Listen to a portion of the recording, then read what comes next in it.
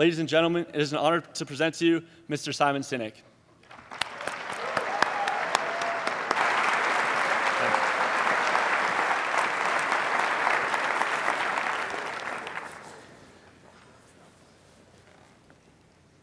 The date is August 16th, 2002, and high above a valley in the middle of the night in Afghanistan are two A-10s just hanging out above the clouds.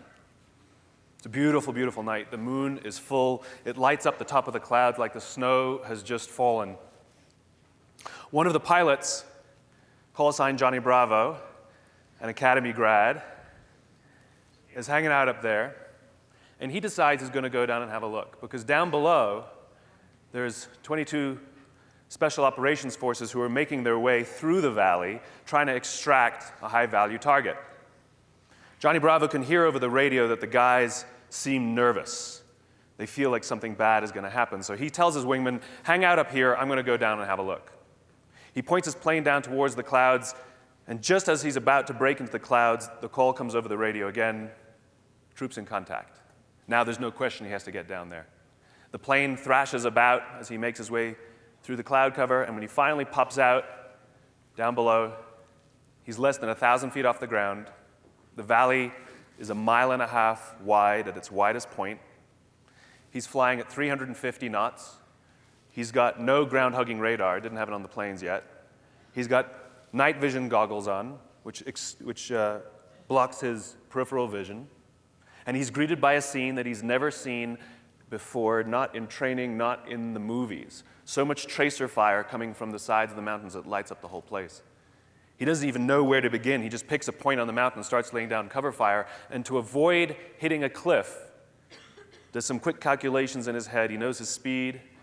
He knows from these old Russian maps that he's got where the mountain is. And he counts out loud as he lays down cover.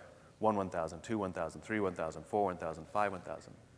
At the right time, he pulls hard on the stick, pulls a high G turn, goes back up into the clouds, comes around again for another run. 1, 1,000, 2, 1,000, 3, 1,000, 4, 1,000, 5, 1,000. Good hits, comes over the radio. He goes for another run. 1, 1,000, 2, 1,000, 3, 1,000, 4, 1,000, 5, 1,000. Runs out of ammunition. Fuel is good. Flies back to the top of the cloud cover again and tells his wingman, we need to get back down there.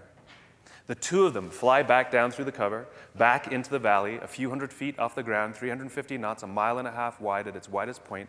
Johnny Bravo counts while his wingman lays down cover. 1, 1,000, 2, 1,000, 3, 1,000, 4, 1,000. And again, 1, 1,000, 2, 1,000, 3, 1,000, 4, 1,000, 5, 1,000. That night, 22 Americans went home alive with 0 casualties. I met Johnny Bravo.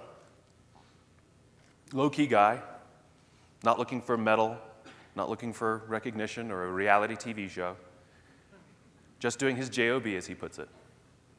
And I asked him a question, a very simple question. I said, what you did that day shouldn't have been done. Those are not flyable conditions, and no one would have ordered you to do that, and no one would have been angry at you if you said, I can't get down there. I said, you risked your life for those guys. You've got a wife, you've got 3 kids. Why did you do it? And he gave me the same answer that all of these people that we call heroes give. He said, because they would have done it for me. In the military, you give medals to people who are willing to sacrifice themselves so that others may gain. I come from the private sector. In the private sector, we give bonuses to people who are willing to sacrifice others so that we may gain.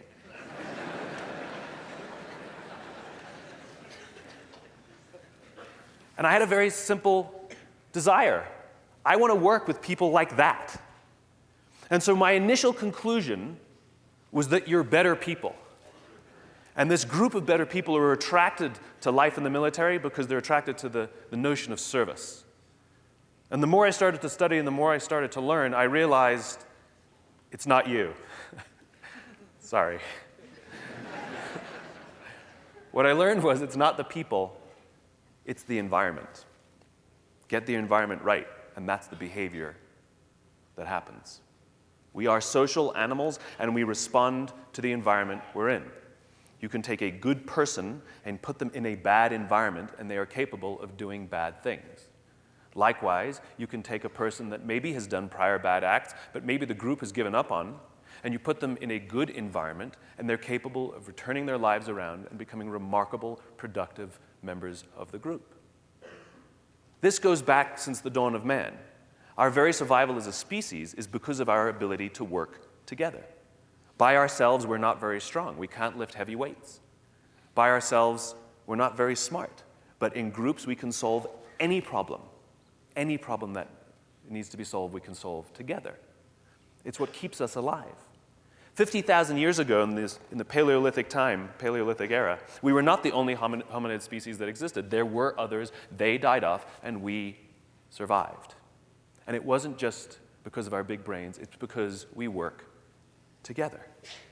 The problem is, these things called trust and cooperation, these essential components for not only our ability to survive but thrive, our ability to do things together, solve problems. The problem with trust and cooperation is they're not instructions, they're feelings.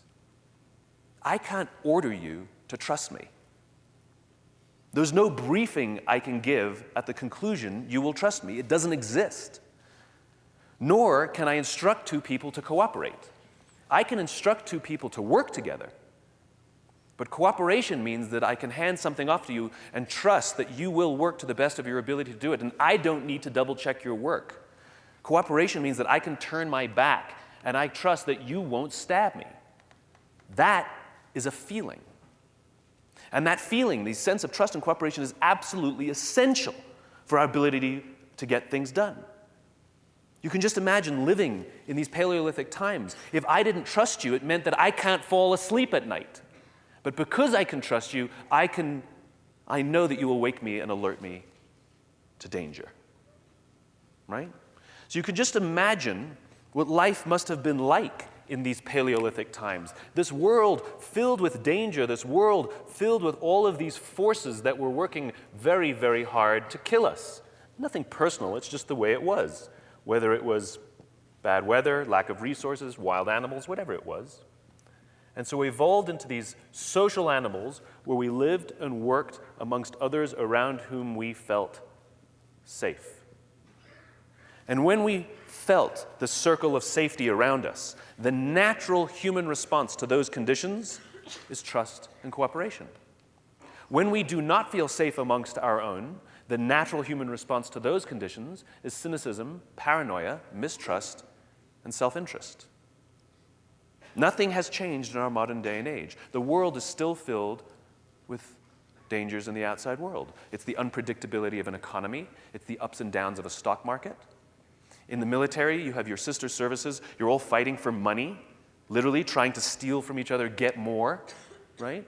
There are real dangers. We have bad actors and enemies that would do us harm. We have no control of any of these dangers in the outside world. They are a constant. The only variable are the conditions inside the organization. And that's why we have leaders. Because leaders set the conditions. Get the conditions right. Trust and cooperation are the normal result. Get the conditions wrong. Cynicism, paranoia, mistrust, and self-interest prevail. Let me give you a real-life scenario of what this looks like. I was getting ready to board an aircraft for a flight I was taking, a business trip, and a scene played out in front of me. One of the passengers attempted to board the plane before their group number was called, which, as you all know, is a felony. At least that's how the gate agent treated him. "Step aside, sir. I haven't called your group yet. Please step aside and wait till I call your group," is basically how she talked to him. So I spoke up. I said, "Why do you have to talk to us that way? Why can't you talk to us like we're human beings?" And she looked me in the eye and said, "Sir, if I don't follow the rules, I could get in trouble or lose my job." All she revealed to me was that she does not feel safe inside her own organization, and her own leaders do not trust her to do her job. And guess who suffers? Customer and organization. The reason we love flying Southwest Airlines is not because they have this magical formula on how to hire great people. It's because the people who work there don't fear their own leadership. Their leaders trust them to do the job that they've been trained to do. They feel safe amongst their own. And guess who benefits? Customer and organization. It is essential that we build a circle of safety. That doesn't mean you can't discipline people. That doesn't mean that that you can't tell them what to do. What it means is they don't fear. What it means is they know to the core of their being that you care about those in your charge. Just like parents. That's what it means. It's not the absence of danger. It's the absence of danger internally. So if it is essential to build a circle of safety, it begs the question, how do you build a circle of safety? As it turns out, the human body works exactly the same way as an organization. If we want to direct the behavior of people inside an organization, we all know what to do. Give someone some sort of goal and offer some sort of incentive or disincentive and watch what happens, right? Hit the goal, get the bonus. Perform your duty, get publicly recognized, or get some sort of promotion, right? We do it with our children, right? Eat your vegetables, you get dessert. Clean your room, you get a gold star. And guess what they do? Exactly what we want them to do, right? As it turns out, the human body works exactly the same way. Inside our body is a system of incentives that reward us when we repeat behavior that are in our best interest. If you've ever had the feeling of happiness, joy, achievement, success, pride, friendship, loyalty, love, all of these feelings can basically be boiled down to 4 chemicals inside our body. They are endorphins, dopamine, serotonin, and oxytocin, EDSO. Let me break them down for you. The first one, endorphins. Endorphins basically have one purpose and one purpose only. It is to mask physical pain. Everybody here knows what an endorphin rush is or a runner's high. You go for a run, you push your body a little harder than you used to, and you feel good. And so you keep going. And at the end of your run, if you're lucky enough to get a runner's high, you feel spectacular. And then about an hour later, you're in pain for damage you caused to your muscles about an hour before.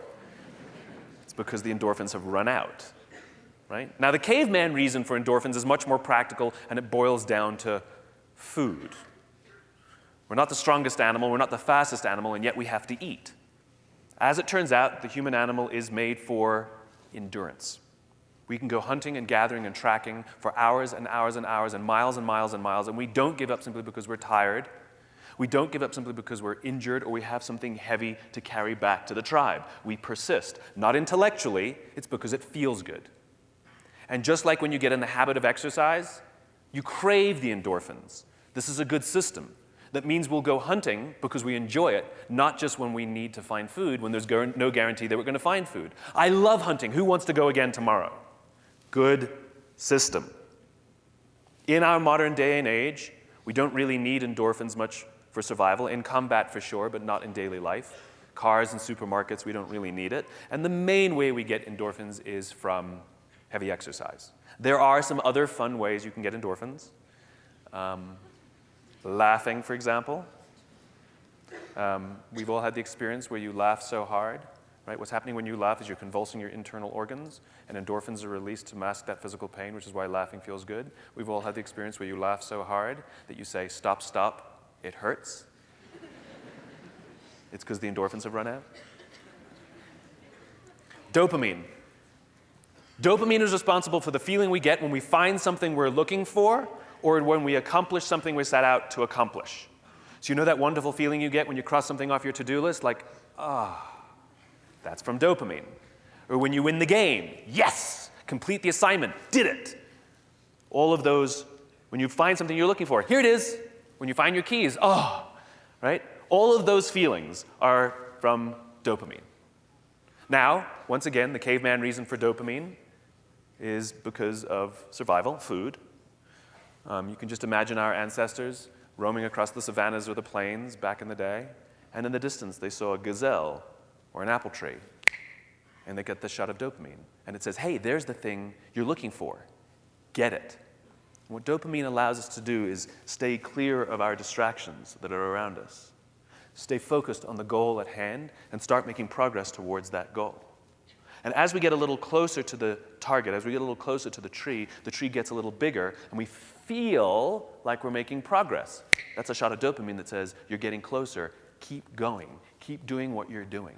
And so we get a little closer, and a little closer, and a little closer, until we finally get to the tree, we're like, yes! right? We're very, very visual animals. You have to be able to see the thing you're after. That's why we're often told to write down your goals. If you write down your goals, you're more able to achieve them. There's some biological truth to that. We are no good with the abstract. We are no good with the amorphous. You will get a promotion if you accomplish more. How much more? More. It's unnerving. Tell me the assignments I need to complete, tell me the goals I need to reach, tell me the things I need to do, and I'm good to go. And I'll count the metrics and I can feel like I'm making progress. I know how I'm doing. I can look at my GPA. I know what it takes to get to the end. I'm golden. The problem is we have to have a sense of destination. If we do not have a sense of vision, what ends up happening is we become obsessed with the metrics with no clue as to why we're counting the steps. So feel like we're doing great work and look how much progress I'm making counting my metrics, but I don't know where I'm going. That's the importance of vision. Knowing why we do what we do. The difference between a goal and a vision is the finish line. A goal is 26.2 miles. That's a goal. Know exactly where it ends. And so all I have to do is count the mile markers until I get there. You can just count the points in the assignment. You just count the steps you need to take to achieve your goal. It's not a problem. Metrics are very, very important. Don't get me wrong. Can you imagine running a marathon with no mile markers? Unnerving, right? We like to feel like we're making progress. It's a human thing. Dopamine is the reason we get anything done. It's why we're accomplishment machines. So we set out to achieve our goals, and we count the markers, whatever they are, and when we cross the finish line, we're like, yes, did it, accomplishment. Vision is having a crystal clear sense of what the finish line looks like, but having no sense of how far away it is.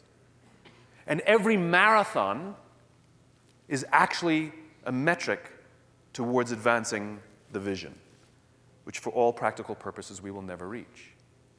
Vision statements are very important. The problem is most organizations are terrible at writing vision statements because they write them in the abstract or the amorphous. To be the best, to be the most respected, based on what metric, based on what standard? How do we, if we know if we're making progress, and how do we know if we get there?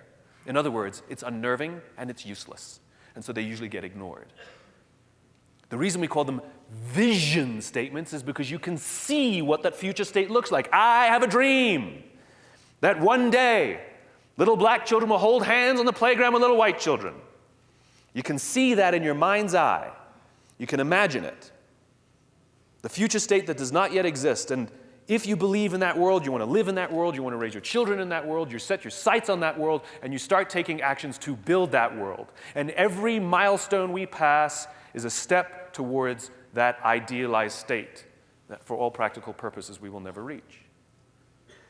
Our founding fathers did the same thing for us. All men are created equal. It's a vision they laid out for us. And they described what it looks like. We're entitled with these unalienable rights. We're endowed with these unalienable rights, life, liberty, and the pursuit of happiness. And they give a long list of all the grievances against the king. If you go read the full Declaration of Independence, it's a beautiful document that helps us understand the world that we want to build and the world that we want to live in.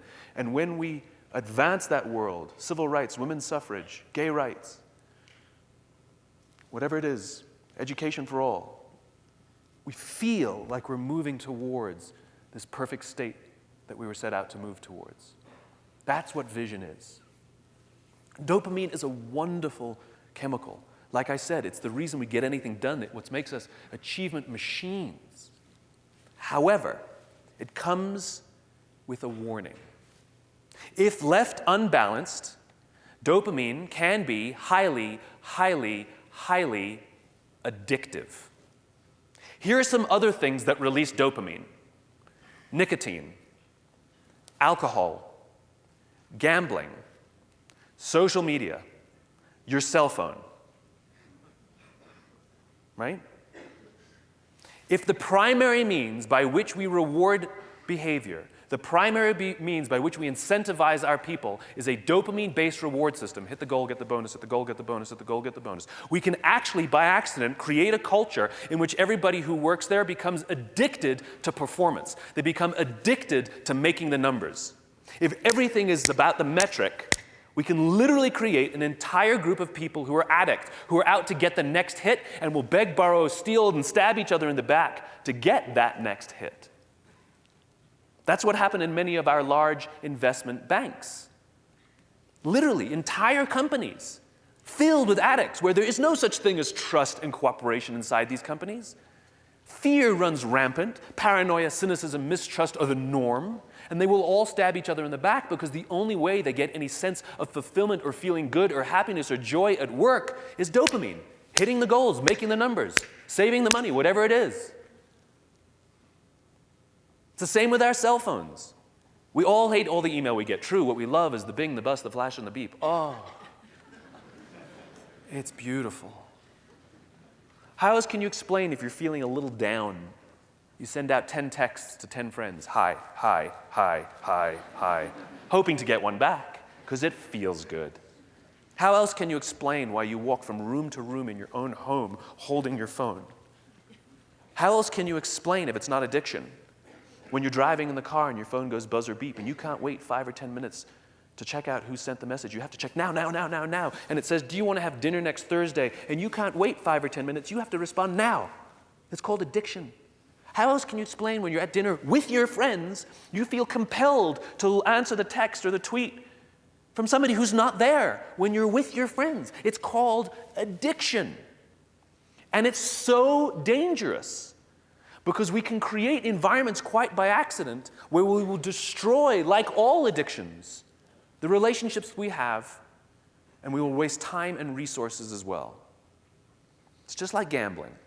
Think about how gambling works. Right? Think about how gambling works, right? We know what the goal is. We know what the apple tree looks like. It's 3 sevens. Hit the goal, get the bonus. We know exactly what it is. Crystal clear. So we perform a behavior to take us closer to our crystal clear goal. We put a coin in the machine, and we pull the handle, right? Except what happens is we sort of get 1 7, and we sort of like get a half another 7, and nothing. We're like, oh!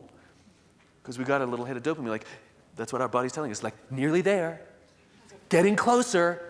Do it again. And so we put another coin in the machine and we pull the handle. And this time we sort of get 2 sevens and we miss the third and you can just see it. You're like, so close. So we do it again. Except it's not you versus nature or you versus yourself. It's you versus casino. It's a rigged game. It's literally hijacking our internal reward system to do something that is not in our interest. It's in the interest of somebody else. We can do that to human beings inside organizations as well. If you got 0 sevens, you would think that the machine was broken, or you would go find another one because this one was no fun. Dopamine feels good. But it must be balanced. You see, the big problem with endorphins and dopamine is they're selfish. You don't need anybody's help to get them. Go for a run, go through your to-do list, accomplish your goals, you're good to go. You can have happiness, but the feelings don't last. There's not a single person in this room, absolutely zero, who's still walking around with this amazing sense of accomplishment for the goal you hit a year ago. Do you remember the letter you got in the mail that said you got into the academy? You still walking around with that feeling? Nope, it's gone.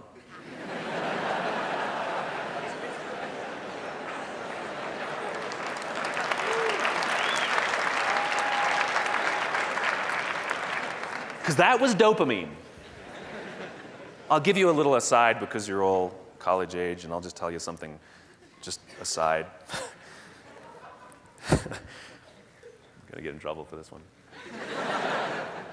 You know when you go on a first date, and you're like, oh my God, she's the one. It's not love, it's dopamine. It's the feeling that you found the thing that you're looking for. And that one date that you had and that great conversation you have and they said everything that you wanted to hear and you projected them upon this vision that you have of the ideal mate and that feeling like, maybe this really is it's dopamine. And that's why after 3 weeks you're like, what was I thinking? Because feeling goes away. Because love and real relationships and trust require these 2 chemicals. These are the selfless chemicals. These are the chemicals of trust and loyalty and love and friendship and all the warm and fuzzies. They last, unlike these that come and go. They balance these off, and healthy organizations have a balance of these chemicals. The first one is called serotonin. It is the leadership chemical. It's the feeling of pride. It's the feeling of status. There are many healthy ways to get serotonin. One of them is public recognition. Things like this. It's very important for human beings to come together in social gatherings, conferences, and events like this, because undoubtedly what will happen throughout the event is we will call out people's names and we will recognize them. Can we just give a round of applause to Dave? What an amazing job Dave did helping put this day together. Everybody, let's give Dave a round of applause. No, it's just a hypothetical. But everybody named Dave sitting in the audience is feeling pretty good. Because when we are recognized in front of our own tribe, we feel valued and we feel valuable. It doesn't work over email. We can't send out an email and say, hey, just want to give a shout out to Dave, what a great job he did putting together the event. We need this. We need this, right? Think about commencement. Think about college graduation, right? What does it take to graduate college? Fulfill your minimum requirements, right? Collect enough credits, whatever the minimum standards are, reach them, and that's basically it. You'll graduate. It's just a formula. Technically, they could just send you an email that says, congratulations, you've graduated. Enclosed, please find a PDF of your diploma. P.S., magna cum laude, right? The accomplishment is the same. It just wouldn't feel so good. And so instead, we have this big event called commencement, which feels like a waste of money. Like, what does it accomplish? Nothing. No. It's really, really important for social animals, because what we do is we invite our friends and our families and our teachers and all of those who have sacrificed so that we may accomplish something. And it's a big public recognition ceremony. That's what it is.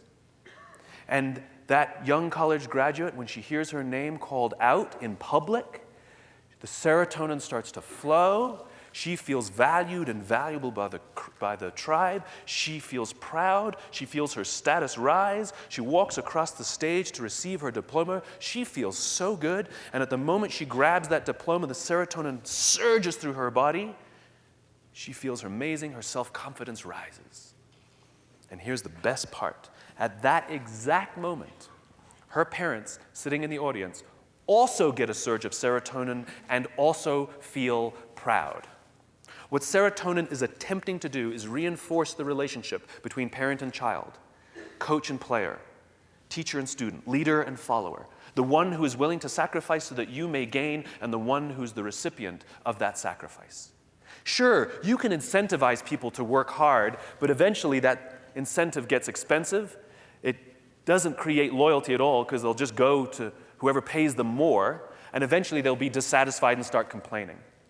But when we feel that someone has sacrificed in us, when somebody believes in us, I believe in you, I got your back, you can do this, I know you can.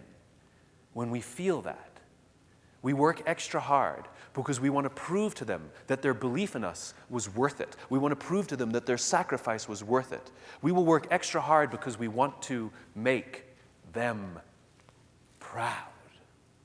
That is biologically accurate.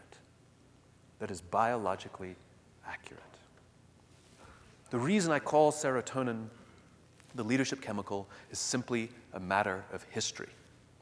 For 40,000 of the 50,000 years that we have lived on this planet Earth, we lived in populations that were rarely bigger than about 150 people. It's only since we started farming about 10,000 years ago that we were able to collect enough resources to maintain populations that were larger than that.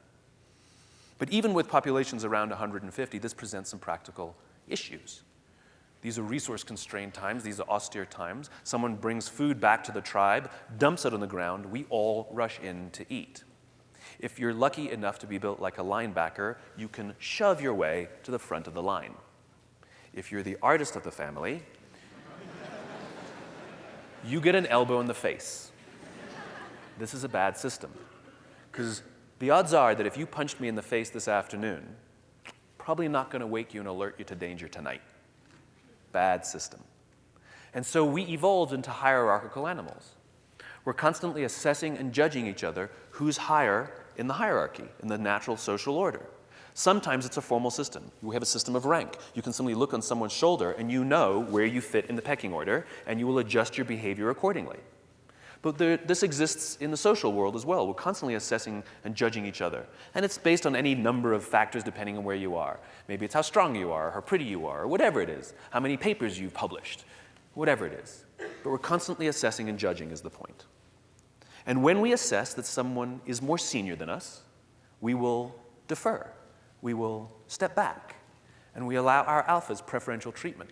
We give our alphas first choice of meet and first choice of mate. And though I may not get to eat first, I'm guaranteed to get food, and I don't get an elbow in the face. Good system. Nothing has changed in our modern day. None of us are offended by the fact that we give preferential treatment to somebody more senior than us. There's not a single person in this room who's offended by the fact that somebody who outranks you is given preferential treatment. There's not a single person in this room who's offended by the fact that somebody who outranks you has a higher salary than you. You may think that they're complete morons, but it doesn't affect us. It doesn't offend us. There's no visceral contempt we have that somebody who outranks us has a higher salary or gets a better office or a better parking space, whatever it is. We're perfectly fine with it. We're perfectly fine with it. However, all that preferential treatment you get from being the alpha, from gaining seniority, it doesn't come for free. There's a cost for all of those perks. You see, the group is not stupid. We don't give you all of those advantages and give you all of those perks for nothing. There's an expectation. The group has an expectation that if danger threatens the tribe, that it's the person who's actually stronger, actually smarter, actually better fed, actually more confident because of all the deference we show you and all the serotonin that's flowing. When danger threatens the tribe, we expect that the person who's better fed, more confident, stronger will be the first to rush towards the danger to protect us. That's why we gave you first choice of mate, because you might die first, and we want to keep your genes in the gene pool. We're not stupid. As a Marine general told me, the cost of leadership is self-interest. Though you earn privileges with rank, your willingness to forego those privileges in order to protect those in your charge is what makes you a leader. Leadership has nothing to do with rank. Rank affords you authority. That's all. I know many people who sit at very, very senior levels of organizations who are not leaders. They have authority, and we do as they tell us because they have authority over us, but we would not follow them. And I know many people who have no rank and have no authority, and yet they've made a choice. The choice to look after the person to the left of them, and the choice to look after the person to the right of them, and we would follow them anywhere. Leadership is a choice. That's all it is. That's all it is. The perks you get are the expectation that you would forego those perks when push comes to shove. I know no great leader on the planet who would ever sacrifice their people to save themselves. They would sooner sacrifice themselves to save their people. Great leaders sacrifice their interests to take care of their people. They never sacrifice their people to take care of their interests. This is why we have visceral contempt for some of the banking CEOs and their disproportionate salaries and bonuses. It has nothing to do with the money. It has to do with the fact that they have violated the deep-seated anthropological social definition of what it means to be a leader. We know that they allowed their people to be sacrificed so they could keep their bonuses or salaries. Or worse, they chose to sacrifice their people to keep their bonuses and salaries. It's not the money. What if I told you that we're going to give a $150 million bonus to Nelson Mandela? Does anybody have a problem with that? No. How about a $200 million bonus to Mother Teresa? Got an issue with that? No. Do you know that when you win the Nobel Peace Prize, they give you $1.5 million of cash, no strings attached? You can go buy Ferraris if you want. Does anybody here have a problem with somebody who wins the Nobel Peace Prize being given $1.5 million of free money? No. We are perfectly fine with our leaders being given huge advantages if we are confident that they would sacrifice those advantages to take care of us. Leadership is not about being in charge. It's about taking care of those in your charge, which is much, much harder. Careerists go for the rank. Leaders take care of their people. It is a choice, it is a practice, and it is hard. And the reason it is hard is because sometimes it's lonely. The reasons it's hard is because sometimes it's hard to measure if you're actually making progress. It's hard to measure leadership on a daily basis. It's like exercise. I can give you a compelling presentation about the importance of going to the gym, and you'll believe me, and the next day you'll rush to the gym and you'll come home and you'll look in the mirror and you will see nothing. But it's okay, you believe in it, and the next day you go to the gym again and you come back and you look in the mirror and you will see nothing. Worse, you're in pain. So empirically you say, I'm investing a lot and seeing no benefit, and I'm hurting, I give up. And that happens to a lot of people who start in their leadership journey. Because you will see no empirical evidence for your effort, and the metrics actually might go down. But you stick with it, because it's the right thing to do. And the pain goes away, and it gets a little easier. And the problem with leadership, just like exercise, is I don't know how long it takes. Simon, how long does it take before I get into shape if I exercise daily? I don't know. I don't know. A few weeks, a few months, I don't know. I know that it will take more than a week. I know that for a fact. I also know that if you're doing something and you see no results in 6 months, you're probably doing something wrong. I know that for a fact. I just don't know when it happens. And one of the most amazing things about the leadership journey, just like exercise, is sometimes other people recognize it before you do. Have you been working out? I have, actually. Thank you. Like, what are you doing differently? Things are different here in your group. Your squadron is not like it used to be, and you won't even have noticed. Consistency is more important than intensity. You cannot get in shape by going to the gym for 9 hours. But if you work out every single day for 20 minutes, you will definitely get into shape. That's why I say leadership is a practice. It is a daily practice. It is hard. Sometimes it is unforgiving. It is hard to measure. I don't know how long it takes. It is a commitment. It's often lonely, and there are real risks associated with it. If you stand up to authority, you could get your head chopped off. You're the one who could get in trouble. If you defend your people, you're the one who gets hurt. The risks are real. You could work hard to build up an amazing group, and then you get moved to somewhere else, you get to a new job, and the next guy who takes over gets all the credit for all the amazing. Yes, it could happen. You may not even get credit for all the great stuff you do.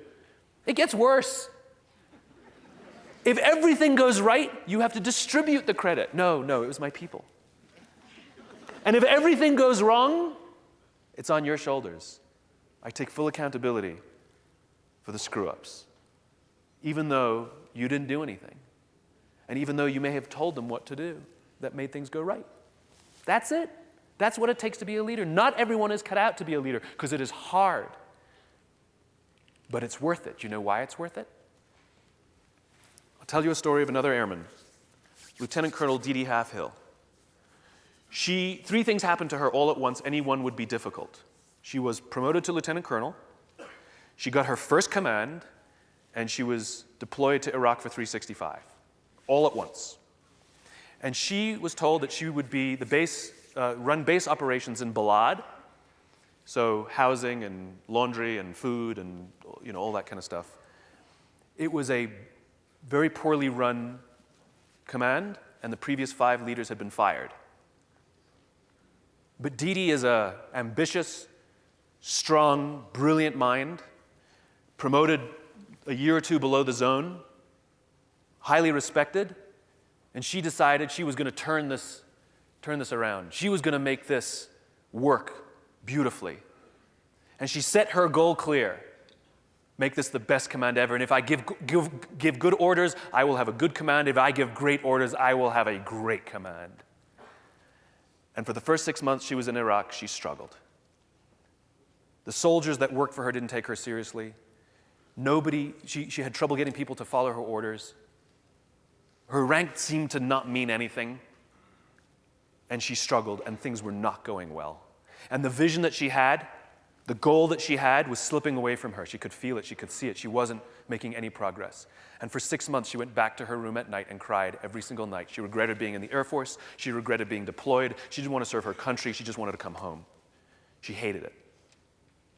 And so she gave up. This high performer realized that she will not achieve her goal. And that sense of failure was overwhelming. And she gave up. She accepted the fact that the goal would not be achieved. And so she realigned, changed her vector, and decided that if I'm not going to achieve my goal, and I'm stuck here for another 6 months, I now commit myself to ensuring that the people who work for me will have a good time until they go home. Because they've also sacrificed a lot, and they've walked away from their families, and the least I can do for them is help them have a good time while they're here. And things started to change. Performance started to go like this. And within 6 months, she completely turned around that command. It became unbelievably high-performing. The loyalty and the love that that team had for each other skyrocketed. You see, the first goal was about Dee Dee. The first goal was about her and her performance and her accomplishment. And when she realized that she wouldn't achieve it, she realigned and made it about her people. She made it about their joy, their happiness, and their success. And the way she would do things organically changed. For example, they would do a fun run on base to boost morale, and in the middle of it, she would give feedback. Fix that next time, change that didn't work.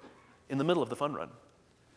Simply by changing her vector, she gave feedback differently. She allowed her team to enjoy the fun run while it was going on, and at the end, they would sit down and then go through what they can do better next time. Even the timing of when she gave feedback changed organically simply because she changed her focus. She became a leader. I sat down with Dee Dee to find out about her experience maybe a week or two after she got home. She told me the story. And then she said, I didn't ask, she was just telling me the story. And she gets to the end of her story and she starts crying. And she says, I have never experienced a joy as great as seeing those in my command, those in my charge, achieve more than they thought that they were capable of. That is the joy of leadership. And like being a parent and the sacrifice of being a parent, I don't know when you will experience it. I don't know when it will happen.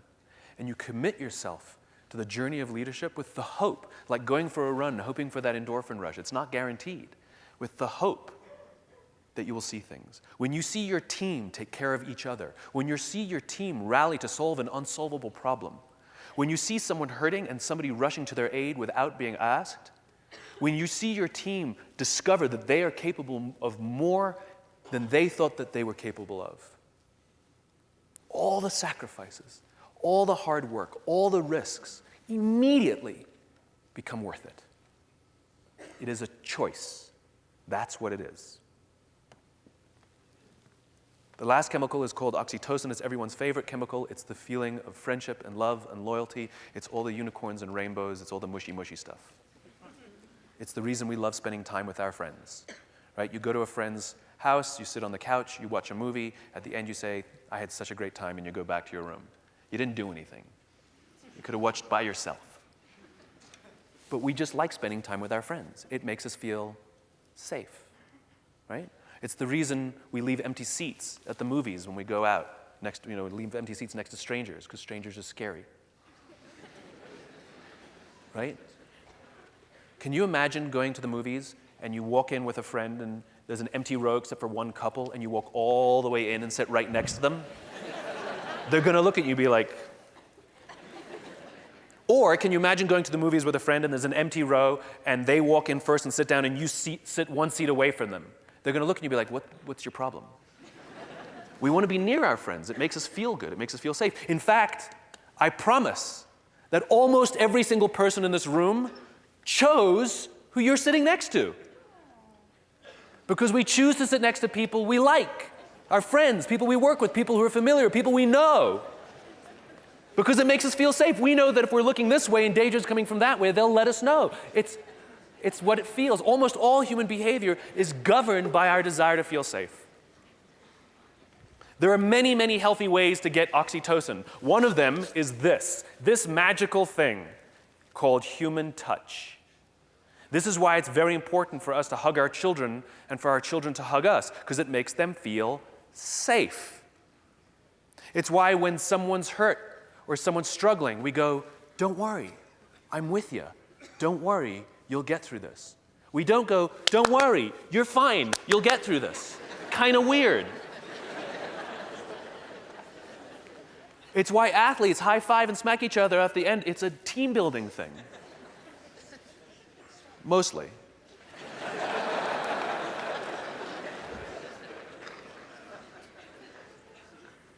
Can you imagine signing a contract with somebody? And you go, oh my God, I'm so excited to work with you. They go, I don't need to shake your hand. Let's just sign the contract. You'd be like, this is really exciting. They're like, yeah, I'm really excited too. I'll sign the contract, but I don't need to shake your hand. We think business is about terms and contracts and agreements. No, it's not. It's human beings looking for other human beings around whom we feel safe. Someone's refusal to shake your hand means one of two things will happen. You'll either walk away from the deal or you'll go into the deal with doubt. That's why we will happily do a handshake deal without a contract, but we don't like signing contracts without handshakes. In fact, when I pointed out that you chose the person you're sitting next to, guess what you all did?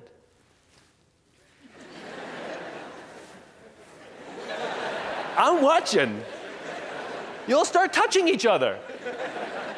Because what you're doing, I simply pointed out this quality of the relationship, the existence of the relationship, and what you did is you reinforced it. And that little exchange of oxytocin reinforced that, yes, I love you, I care about you, I got your back, and I know you got mine. That's what that was. I love it every time it happens. And I didn't realize it when I first started giving this talk. I said, and you chose the person you're sitting next to, and people started like, and I was like, what is going on? And then I realized it's just biology. Here's another way you can get oxytocin. Acts of kindness, acts of generosity. An act of kindness or generosity is defined as giving of your time and energy with no expectation of anything in return. Sorry, money doesn't count. I can prove it. What if I told you that before I came out here, I went online and I gave $100 to charity? What would you think of me? You'd be like, good for you. But what if I told you that last weekend I gave up my Saturday and I went to painted schools in the inner city? Then what would you think of me? You'd be like, nice, cool. The value of my labor is worth a lot less than $100. $100 could pay more people to paint more schools. But we as human beings put a premium on those who are willing to give away a non-redeemable commodity, time and energy. Time and energy. We make money, we spend money, we get more money, whatever. But when you spend time and energy, there ain't no getting it back. We've all sat in classes and thought to ourselves, I will never get this time back.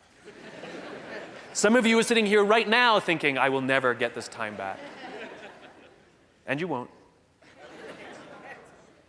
And so when someone gives us their time or their energy, I believe in you. Let me show you how to do it. I got your back. You can do it. It makes us feel incredibly warm towards them. True story. I was walking down the streets of New York City, where I live, and the person in front of me, their backpack opened and a bunch of paper fell out. I didn't think much of it. Bent down, gathered up the papers, handed them back.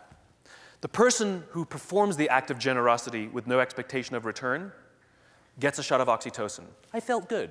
It feels nice when we do something nice for someone, right? The person on the receiving end of the act of generosity also gets a shot of oxytocin. Thank you, he said. It feels really good when someone does something nice for us. But here's the best part. I get to the end of the block, totally true story, get to the end of the block, and a total stranger standing in front of me turns around and says, I saw what you did back there. That was really cool. As it turns out, witnessing an act of kindness or generosity releases oxytocin. And the more oxytocin we have in our bodies, the more generous we become. Because this is the human body's attempt to get us to look after ourselves. This is the biology of pay it forwards. It's true. This is why we talk about modeling behavior. When leaders model behavior, when they model sacrifice, when they model generosity, it actually makes the rest of us want to sacrifice and want to do more. It is biological. It's not just a nice idea. That's why modeling behavior is really, really important. If you model negative behavior, you'll get the same thing. If you model positive behavior and sacrifice and giving, you'll get the same thing. It's what happens. That's why leaders aren't the one at the top of the organization. Leaders are the ones who are willing to go first, literally, to lead, to be the first to sacrifice. When everybody's standing there going, and the leader is the one who goes, I'll do it. And guess what happens as soon as they do that? Other people say, I will too. But if one person doesn't stand up, nobody stands up. That's what leadership is. It's about going first. First into the unknown, first towards the danger. Leadership is a choice. And I highly recommend you do it with someone. You should have a leadership buddy. We'd never, ever send somebody outside the wire by themselves. We always send people out in at least twos, but preferably in groups. You don't go by yourself, you go with a wingman. Leadership is the same. It is a hard, difficult, long, arduous journey, and I highly recommend you have a leadership buddy where you commit not to seeing that you will become a great leader, but you commit to seeing that your leadership buddy will become a great leader. And they in turn commit to see that you'll become a great leader. Every single great leader has somebody in the shadows who believes in them. Every single one. Every single one. And they are eternally grateful to that person or those people for believing in them, being there when they needed counsel, giving them a shoulder to cry on, whatever it is. It's too difficult to do alone. But one day, when I visit one of your commands, and I see your people taking care of each other, and I see your people solving unsolvable problems. And I see your people loving coming to work, not because it's easy. It's very, very difficult. But they just feel safe, and they feel valued and valuable because of your command. And I'll ask them, why are you taking care of each other? Why are you even taking care of your boss? And they'll look me in the eye and say, because they would do it for me. Be the leader you wish you had. Thank you very much.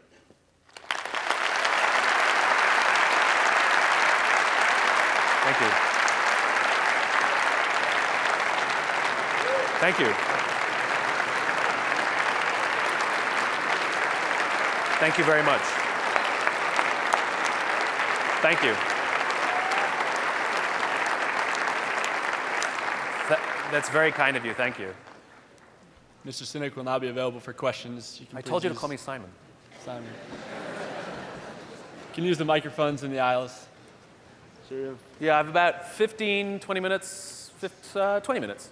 I got 22 minutes if we want to do military efficiency. I have 22 minutes for questions, and then I think we're doing some more Q&A next door afterwards. But we have a couple of mics if you have some questions.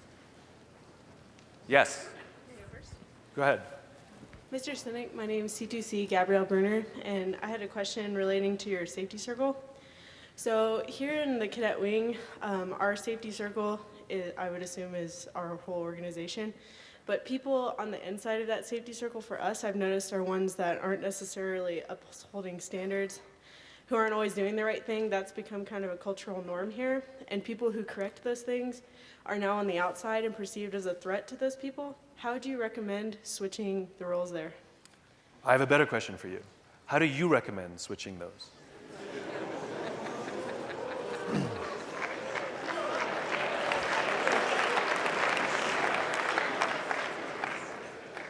Is it important to you that you maintain that circle of safety? I'm asking you. Yes. Then why are you letting it break? It's your organization and it's your Air Force. And these are your choices. I have no answer. Thank you. You're welcome.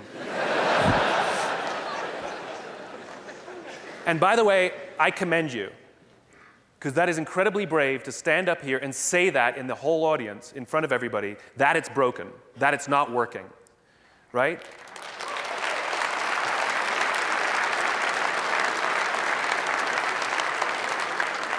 Because we can't begin to fix it before we admit that it's a problem. The fact that you admit that it's a problem and you've done it out loud, I think you're on the road to success already. Well done. Hello, Simon. How are you? Good to talk to you again. Good to see you. So I wanted to address what the cadet just said. I'm Colonel Rich Tatum. I'm from the Profession of Arms Center of Excellence. And I've had this thought for a while, and I wanted you to comment on it too, based on what the cadet said, that our worst friends, or potentially what we might say our worst wingmen, are those who are more concerned about our comfort than our well-being and our character. Yeah. And I'd just like to know your comments if you believe that we agree or disagree. And I think what you were trying to tell the cadet was, we can't solve those problems from outside the cadet wing. It's the people inside the cadet wing that are going to have to start enforcing the standards, because as Martin Luther King said, in the end, we won't so much remember the words of our enemies as the silence of our friends.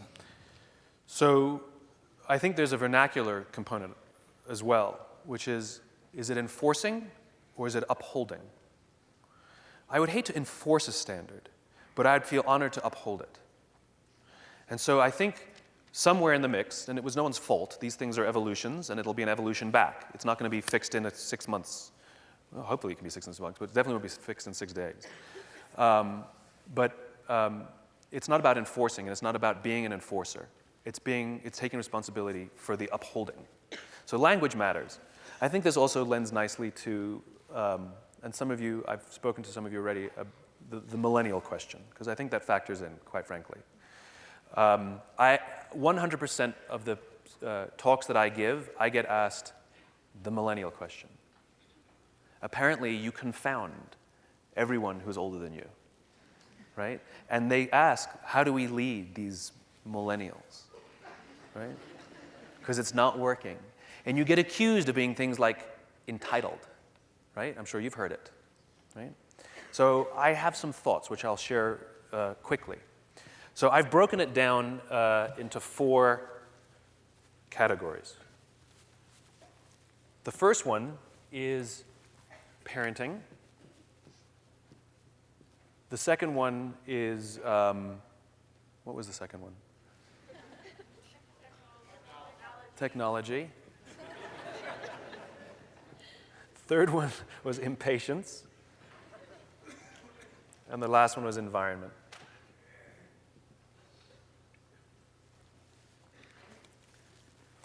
Okay, parenting. Many of your peers, many of the people in your generation have been subject to what is basically a failed parenting strategy. Many in your generation were told your whole life growing up that you were special, that you can have anything you want whenever you want it. Many of you got medals for coming in last. Not here. I mean people who didn't get into the academy. That's a good thing. What are you oohing for? Many people in your generation got medals for coming in last, right? And the science on this is pretty good. What we know is when we give medals to people who don't earn them, it actually devalues the medal for the person who worked hard for it, and it makes the person who didn't work hard for it actually feel worse because that they know they didn't deserve it or earn it. So it actually doesn't work on any level, right? But it happened. There were many people who got into honors classes in high school not because they deserved it, but because their parents complained. And there's some kids who got A's not because they deserved them, but because their teachers didn't want to deal with the parents, right? And life was good.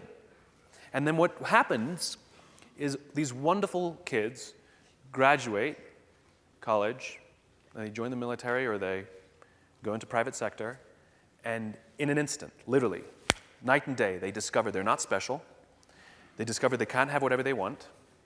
They find out that their parents can't swoop in and get them a promotion. And they found out that they will get nothing for coming in last. And in an instant, their entire self-image is shattered. And in an instant, their self-confidence is undermined. And so what started to happen because of this failed parenting strategy is there's an entire generation that seems to be growing up with lower self-confidence than the previous generations. And to add to that, this young generation is very good at putting filters on everything. Instagram and all the rest of it, and everything looks great. And I've read news reports of these young, fantastic athletes in high school who commit suicide, and if you go look at their Facebook or their Instagram pages, everything looks great. There's no signs. Really good at hiding it. And we, who have positions of authority, say things like, if you need anything, my door is always open, assuming that your generation has the courage to walk in the door. And what I've started to see and what I've started to meet and started to learn is that really self-confidence is much lower than it used to be, only because of this failed parenting strategy. No fault of your own, it's this failed parenting strategy. Then to make it worse, technology is a part of your lives. So, as I said before, we know that dopamine is released with social media or the ping or the buzz or the beep of our texting, right? And so what ends up happening is young kids are being exposed to these things too soon, right? So almost all alcoholics discovered alcohol when they were teenagers. When we're very, very young, we only need the approval of our parents, that's all. And then we go through adolescence, we make this conversion where we start to need the approval of our peers. Very frustrating for our parents, but very important for us because it allows us to acculturate outside of our immediate families into the larger tribe, right? The problem is, some kids, quite by accident, discover alcohol during this time of high stress and anxiety. And they discover that while they're going through this stress and anxiety, they can numb the anxiety with alcohol, with dopamine. And unfortunately, that connection becomes hardwired. And for the rest of their lives, when they suffer stress, they don't turn to a person, they turn to the bottle. Right? All alcoholics, 100%, drink for a finite number of reasons. Social stress, financial stress, career stress. That's it. When we're supposed to be learning to rely on our friends, unfortunately, accidentally, we rely on the bottle. Now, we have age restrictions on alcohol, nicotine, and gambling because we know that a young, developing mind is not yet mature enough to deal with these chemical-inducing activities, right? But we have no such restrictions on social media or cell phones, which is the equivalent of throwing open the liquor cabinet and telling a young kid, hey, if the stress of adolescence is getting you down, here's some vodka. Just help yourself whenever you need it. That's basically what we're doing. And so instead of learning the skill set of learning to rely on friends in times of stress and anxiety, what's happened is too many people are getting hardwired connections to go to social media or to go to the device. So when they're feeling a little bit isolated or they're feeling a little bit lonely or they're feeling a little bit stressed, they don't turn to a friend and say, I'm hurting. They go like this, or they go check how many likes they're getting because it makes them feel better. And it is an addiction, and the bursts are only short-term and it doesn't last. And so now you have lower self-confidence now compounding with feelings of isolation and loneliness and no developed skill set to know how to deal with those feelings of isolation and loneliness. And even dating has become technological as well. Gone are the days where you have to learn to be like, walk up to someone and be like, hey, right? And they had to learn to be like, no, right? And all of that humiliation and courage and embarrassment on both sides, of the courtship process takes practice and you learn. But now you can sit on your couch and just swipe right and you're a stud. You got 3 dates in like an evening, right? That's all it takes.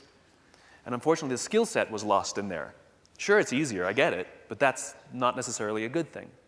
And so the problem is we have an entire generation growing up with a disproportionately high level of addiction to device.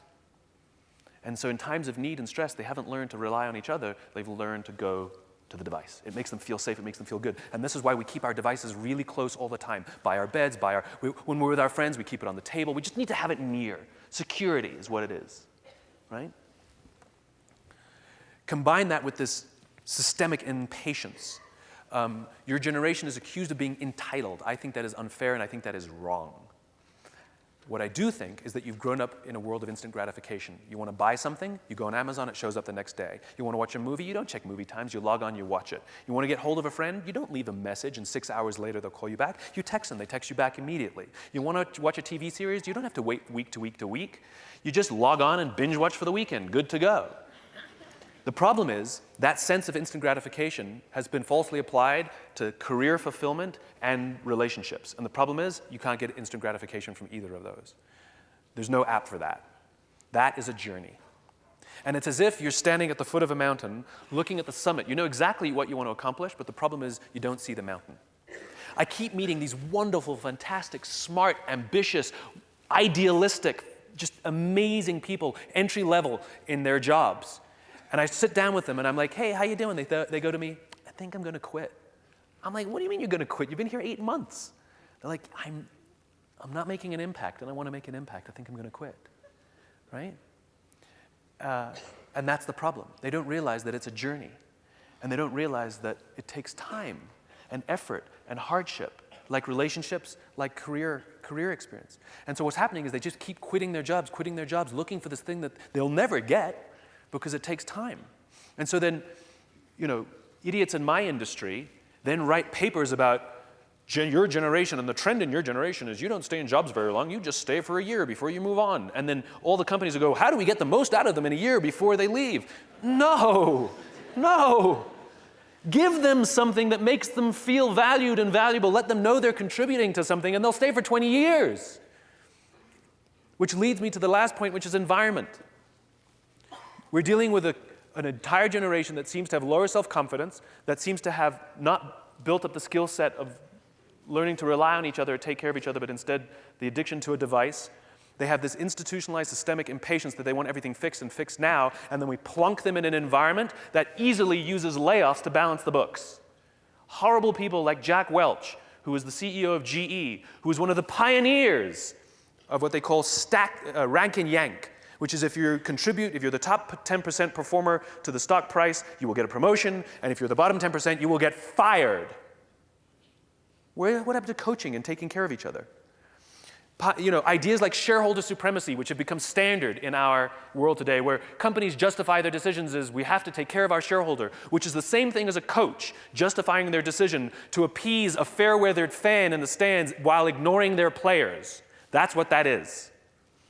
Or using mass layoffs to balance the books. I'm going to send an entire group of people home to say that I can no longer provide for our family because the company missed its arbitrary projections this year.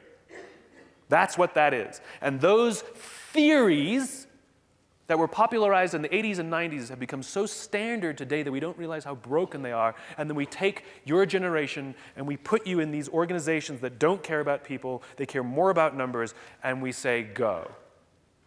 And you're being asked to work in organizations. And the military has been affected to some degree, not as badly as private sector, but it's still there. The imbalance and focus on numbers before people, it's reared its ugly head in the military as well.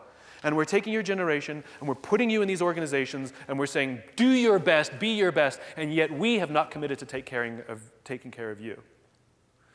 A friend of mine, her name's Kristen Hadid, she's a 26-year-old entrepreneur. She's amazing. Watch her TED Talk, Hadeed is her name. She's brilliant. She talks about this stuff. She's got a company with 500 people. She has a rule in her company that if you're going to be late, you may not text, you must call. The 26-year-old has the rule, right? And she said to me something profound. She goes, you keep telling us that we're the future leaders. We're the future colonels and generals. We're the future commanders. She says to me. She says, and yet you've completely forgotten you're the ones in power now. You're the ones making the decisions now. And you're the ones setting the environment now. So for all of those who are in command here, our responsibility is greater than it has ever been. Because we have to now help this amazing, young, fantastic generation that's kind of been given a bum deal just by the virtue of the year they were born. And we have to help them build their confidence. We have to help them kick the addiction. We have to help them learn patience and enjoy the journey, and we'll do this by fixing the environment. But you all have a responsibility as well as cadets, right? Work hard to overcome. In other words, there should be no phones out in any meal ever. Does somebody have a phone? I want to show you something. Let me borrow a phone. I'm going to show you something. This is okay. What if I were to give my talk while I'm holding my phone? I'm not checking it, it's not buzzing, it's not beeping, I'm simply holding it. Do you feel like you are the most important thing to me right now? No, you do not, and this is an artificial setting. This has a subconscious communication. So when we show up with our friends and we put it on the table, we have said to our friends, you're not the most important thing to me. And putting it upside down is not more polite. Putting it away is polite. If you're holding your phone and you're walking down the hall and somebody says, can I ask you a question? Don't go, sure, what do you need? Say, sure, what do you need? And if you don't have a pocket, find a shelf. Right? So every time you sit down with your friends in a social environment, thank you, and you put the phone on the table, you've done a little bit to destroy the relationships that you're trying to build. I saw it. I went to the chow hall with you. I ate, and it wasn't too bad. I'll give you credit. It wasn't too bad. But there were phones on tables. None from this day on. Try to charge your phone not by your bed, so the first thing you do is not check Facebook, Instagram, Twitter, and whatever you have as the first activity when you wake up. Especially if you're in relationships, the first thing you do is check before you say good morning. Not good, right? But it's hard, and it's uncomfortable. When I go with my friends, my girlfriend and I, we actually leave our phones at home. Who are we calling? We're with each other. Maybe we'll bring one phone in case we need to check something or Google something or find a movie or something, but it stays in a pocket and we never pull it out for the entire evening. It's dramatically improved the quality of our relationship, and it's dramatically improved the quality of my friendships. So you have a responsibility as well. And the other thing I ask of you, I beg of you, take care of each other, help each other, look out for each other. Understand that everybody's in the same boat as you, and however you feel, there's probably somebody right next to you who feels the same way, and you cannot go through this journey called life. You cannot go through this journey called your career alone. Take care of each other. Ask each other, are you okay if you see someone struggling? Because me and my generation, we don't have it all figured out. Okay? One more question, I think. Let's go over here. Or either one. Okay, 2 more questions. So I'm sitting with C. Ben Kern from CS21. My question kind of pertains to what you're talking about earlier with the CEO of GE and kind of the rank and yank system. So in the military, right, there's a structure and the turnover is high. What's your opinions on how you create that environment of trust and all the stuff that you talked about in a short amount of time? Okay, at the risk of speaking out of turn. So I think the military hierarchy works fine, and it does exactly what it's designed to do, right? I think there are some opportunities that could benefit the military. So for example, in private sector, there's a meritocracy that allows somebody quite young to sit at a very senior table to have a strategic discussion because that's just how it works, right? In the military, I've met some brilliant captains who know more about how to beat ISIL than some of the generals that I've talked to because these are frontline guys, geniuses, and yet they don't even have a seat at the table. And so we don't have to change the hierarchy, but maybe create environments in which we allow captains or even lieutenants or lieutenant colonels to sit at these at these strategic tables because sometimes they have some things that are good to hear. I like that, That's an easy fix. The other one, which is the up or out, if you don't get the promotion, your career is over. Not everybody wants a command. And there are some people who are lieutenant colonels who love their jobs. They're fantastic operators, fantastic practitioners, whether they're intel or whatever they're doing. And they just leave me here for my whole career if we could figure out a system where they can get regular pay increases, but they don't have to get the promotion to stay in the military. I think that would be a benefit to the military, because I think we often lose very talented, good people who are very good at their jobs, who just don't want to get promoted. And that's fine, but we don't have a system for that. But I think for the most part, it works okay. Like I said, it's designed for something specific, but some of these other things that have shown up that aren't based on the Napoleonic structure, like cyber, like IT, like intel, like those kinds of things that aren't so stacked the same way, maybe we can adjust, especially for those MOSs. Thank you, sir. You're welcome. Thank you, sir. That's all the time we have for questions. Sorry, I'll get you the first question next door, okay? Thank you very much, everyone.